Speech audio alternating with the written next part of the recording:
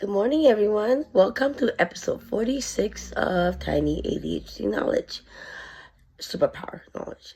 Now, today's topic is on ADHD and intuition. So, we ADHDers often have an intuitive sixth sense. Different people think in different ways in cognitive psychology. Our cognitive style reflects the way we perceive, remember, process, and organize information. Some theories propose that there are two main cognitive styles, intuitive and analytic. People with intuitive, not cognitive style tend to look at the broader picture surrounding the problem, get an overall feel for it, and quickly come to a conclusion. On the other hand, analytical people prefer to reflect on the problem first and then find a logical step-by-step solution. Both cognitive styles are valuable for different kinds of tasks, especially for ADHD. Some people think that people with ADHD may be especially intuitive, looking at the bigger picture and quickly come to a conclusion and be able to make the integration and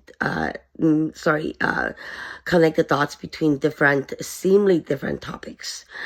ADHD can make it harder to inhibit impulses, use working memory, and actively select certain pathways, make step-by-step, deliberate, and conscious analytical cognition difficult. On the other hand, their impulsivity and automatic or subconscious choices support intuitive thinking, taking in a broad range of data, arriving at an ingenious insight. When I was in MBA, this is a true story. I was studying something called social style, which is my the leadership course. I was able to instinctively and intuitively determine out of 4 quadrants with 32 substyles of professional social style personalities. I'm able to sense things around me intuitively and guide me to determine the social judgment and actions I should be exercised at the right circumstances. Right or wrong, ethical, unethical, etc. They're really all just thin lines, aren't they? Okay, I'm off topic again. But anyways, it was 80% accurate what I was testing on my colleagues at MBA. And that gave me an idea of my intuitiveness. And people were surprised by that. But that's how it is. Some misconceptions about ADHD involve the personality or individual with disorder. People may think that ADHD makes someone impulsive, impolite, unreliable, immature, or emotionally dysfunctional.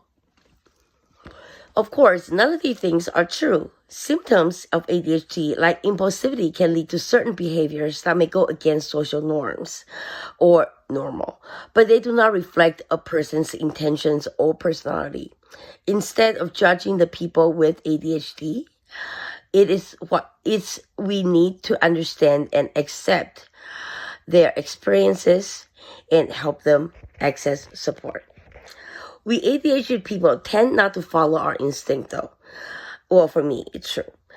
Because the society is telling us not to act instinctively and impulsively, which are the definition of ADHD.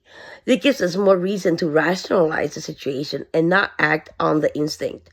I find it to be a struggle with me because when I don't follow my instinct, negative consequences happens, especially when it comes to relationships. That's just me. It's not just relationship, it's also professional environment as well. So, follow your instinct and do the right thing. Something that people with ADHD have a strong intuition about people, with unique features, dynamic and spontaneous to the big picture, that we're able to look at the picture, come to conclusion, and data processing. However, people with ADHD may also have difficulty with self-awareness and knowing how they affect others. We sometimes overlook this, actually. Especially when we're hyper-focusing, we kind of overlook and not think about what other people needs and just focus on ourselves and what we're doing, the task we're doing. So let's stress again and again in all my episodes, self-discovery on a daily basis. It's so extremely important, whether it's time management, impulsiveness, little things here and there. Oh, I want to brush my teeth. No, you know what? I can brush my teeth because I'm addicted to toothpaste.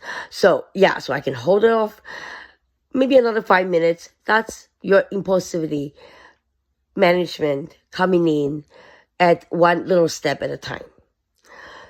And I took psychotherapy session with my McGill psychiatrist since I was in university in 2000. And I have 2 psychotherapy sessions per week with him. Sometimes we have nothing to say, so he'd be making his sandwich on his burner or his toaster, and I'd be reading his New Yorker or on mental health, issues.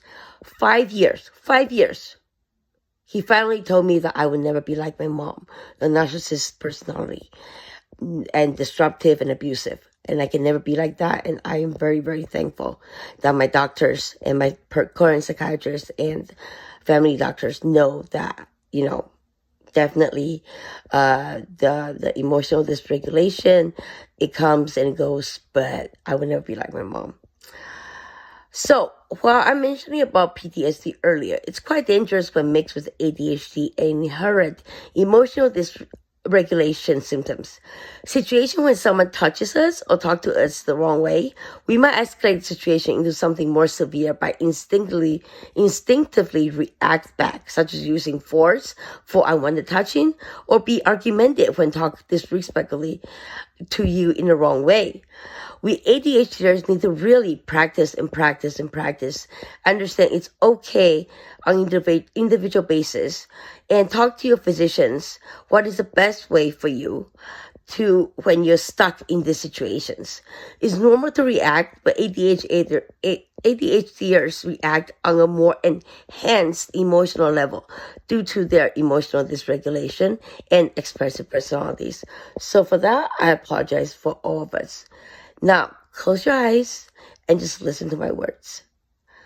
I might have a rare ADHD instinct. I might live a chaotic life. I have to learn to start from the beginning. I had to learn continuously throughout my life. My instincts are correct. I do not let others hold me back. I acknowledge that chaotic moments are part of life. Sometimes the bad must happen before the good.